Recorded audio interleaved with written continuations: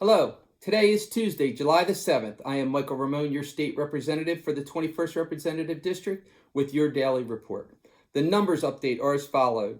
This is day 118 and the 37th day of reopening of Delaware. We are still in phase 2. We now have 12,293 COVID positive cases in our state, 5,489 in our county, 114,886 negative COVID cases in Delaware, and so far, 6,778 people have recovered. We now have 54 in our hospital, 15 in critical care, and we are up to 512 deaths. 245 of those deaths are in Newcastle, and thank you, there are still none in the 21st.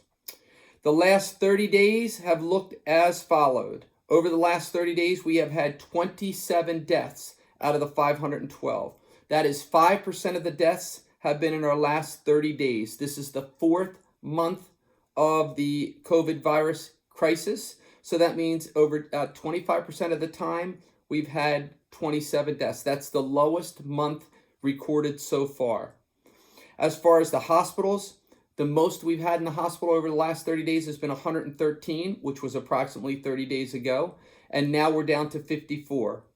There's a total of 2,400 beds in Delaware. 54 are currently being used for the COVID, those who have COVID virus. The percentage who tested positive for COVID as of now is 6%. In Newcastle County, there's 69 new positive cases over the last 30 days. 2.1% of the visits to the emergency room over the last 30 days have been COVID-related visits. How prepared are we? Well, we have approximately 2 weeks supply of all different category of the PPE equipment that we need. Our hospital capacity is currently 98%, which means we're only using 2% for the COVID usage. That's what they note as significant capacity availability. ICU bed capacity, there are 75% of the ICU beds in Delaware still available, and there are also 75% of the ventilators available still in Delaware. Our vulnerable categories, trying to keep track, going from the youngest to the oldest with just the summary. Those who are 49 and under, are 5% of the deaths and 60% of the COVID positive cases. Those who are 50 and over are 95% of the deaths and 40% of the COVID positive cases. 0.49, 4% deaths of the deaths also had pre-existing conditions. So that means out of those 0 to 49, 4% of those 5% of deaths had pre-existing conditions. What does that net mean? That means 99% of the deaths from COVID probable or possible in Delaware have been those 50 and over and or those with pre-existing conditions. 99% of the deaths. So viewing the numbers, what do we learn by looking at all this? Critical needs to focus on the seniors 50 and over and those with pre-existing conditions, and especially those who are seniors with pre-existing conditions. Exponential increase in COVID 49 and over and unders. In other words, those who are 49 and under are very readily becoming COVID positives. So therefore, our number is increasing higher and faster than it ever has with those who are 49 and under for COVID positive tests. However, they have incredibly few hospitalization needs. Vaccines and or immunizations, they're not going to be here until 2021. No matter what anyone's saying, there will not be a tested, accredited immunization available in our country until 2021. Testing, we're expanding it exponentially and successfully. Several types in several areas. Treatments, they vary, but several seem to be extremely helpful. And we're trying to target those that are helpful and target those in the areas in which those need, where the need is. For those who are seniors, certain types of treatment seem to be very successful. For for the younger generations, a different treatment seems to be very successful. Regardless, we are learning how to manage and treat COVID. All the things that we had continued to state in our mission. Manage the spread while reducing the impact. So, what does all this mean? The Mayo Clinic speaks of something called herd immunity. Will herd immunity help? Possibly. If a percent of the population, which they call threshold proportion of the COVID positives, surpass the portion of population capable of still getting COVID, the herd immunity threshold is met and the spread begins to decrease rapidly. To pass this threshold immunity would obviously, one, be vaccines, which aren't going to be here until next year, and the other is infections. Once they're infected, there is an immunity within them. We don't know how long that lasts, but it would be safe to say it's probably months, not days, and it could be year or years.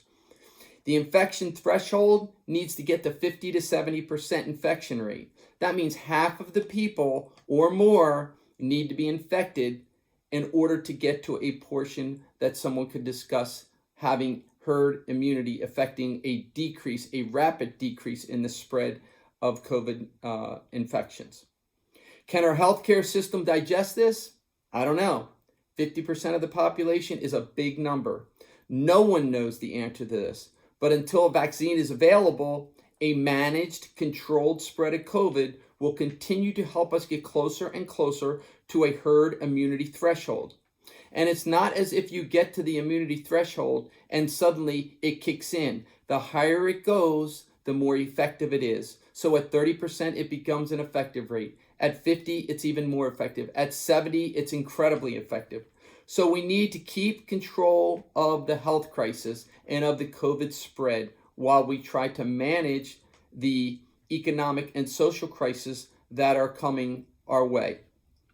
We cannot create an environment to continue to exacerbate one crisis to serve another. We need to work in balance. With clear, concise parameters for both a social and economic crisis being managed in our community by enhancing a partnership with businesses and nonprofits to help to function as part of the solution in digesting the needs to manage the COVID spread is incredibly important. Isolating and alienating different groups is not the way for us all to work together to a common cause of curing or at least lessening the ability of COVID-19 to continue to spread until the vaccine is here. We will talk about that a bit more tomorrow, and I am hopeful that you will be able to enter into the discussion. Please send me emails, comments. You see, I don't answer on emails and Facebook. I don't like to get into controversial discussions with the public, but I hear everything you say. I take everything under consideration, and I do my best to include it as we continue to morph our original mission and plan to be current for today and help us tomorrow. So tomorrow, the discussion will be clear. We will continue to work through, and I will listen to what you give me. As also for tomorrow, please don't forget our BYOC Town Hall meeting is at the Skyline School from 6 to 8. It is outside, but we're still asking everyone to exercise safe space initiatives. Please bring a mask. If there's a crowd when you're getting out of your car, when you're going to get your chair set up, whatever, please wear the mask. We have spots marked where the chairs can be set. So once you're sitting, you'll be able to remove your mask. If you come early enough, you may not even have to put it on if it bothers you. If you do have breathing issues, we suggest you please come early so you can get seated in a space where safe space initiatives will be prevalent. Bring your own chairs, and you can also listen in. We're going to attempt to have this on Facebook and on YouTube. So we're hopeful that those will also be able to be seen live. If not, they will be shown later. We will have people from the Pike Creek shopping center, discussing the movements and the differences that are going to go on there. It's going to be quite an initiative. It is a commercially zoned location, so they're not seeking rezoning. They're just trying to be good neighbors and make sure everyone knows what they're doing and when. The Three Little Bakers update will come. Where is the judge? Has he made a rendering? What are they allowed to do? What aren't they allowed to do? DP&L, Del Dot, and Artesian Water, all three have projects going on in the immediate area of the area of the Skyline community.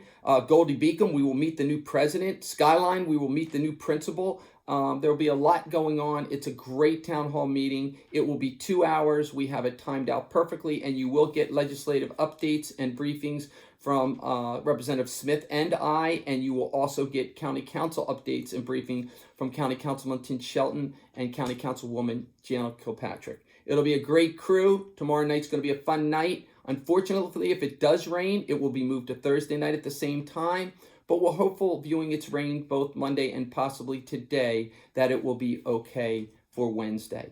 Please don't forget, today is primary day. If you're a Republican or Democrat, you may go out and vote in the presidential primaries, but the voting places have been limited, so please look at what I sent you out in your email blast for what locations there are for you. In the 21st, they are Dickinson High School and Shoe Medill School. Until then, stay safe and stay healthy.